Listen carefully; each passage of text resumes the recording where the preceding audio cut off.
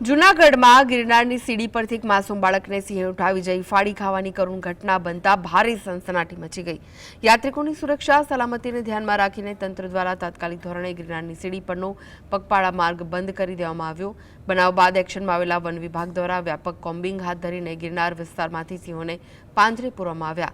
પરિસ્થિતિ નિયંત્રણમાં આવ્યા બાદ અને સુરક્ષાની ખાતરી મળતા વહેલી સવારથી જ યાત્રિકો માટે ગિરનાર સીડીનો માર્ગ પુનઃ ખુલ્લો મૂકવામાં આવ્યો છે।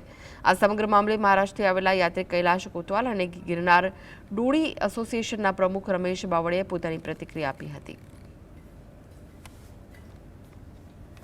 दुर्घटना घटी थी, सिंह लई गया था अने ए सिंह त्रणेय पकड़ाई गया है अने जे एना अवशेषो मळ्या था ए पण बधा जंगलमांथी फॉरेस्ट खाताए गोती लीधा है अने आजे सरकारश्री तथा फॉरेस्ट खाताश्री पोलीस खाताश्री सौए साथे मळीने कलेक्टरश्री आ सीडी खुली मूकी दीधी है। हमारा एक तमन्ना थी कि हमारा 11 किलो पेड़ा लेके हम इधर आए थे, लेकिन हमको रास्ते में मालूम गिरा कि कल ऐसा एक 11 साल के बच्चे की एक दुर्घटना घटी है और उसको लॉयन उठा के लेके चला गया है।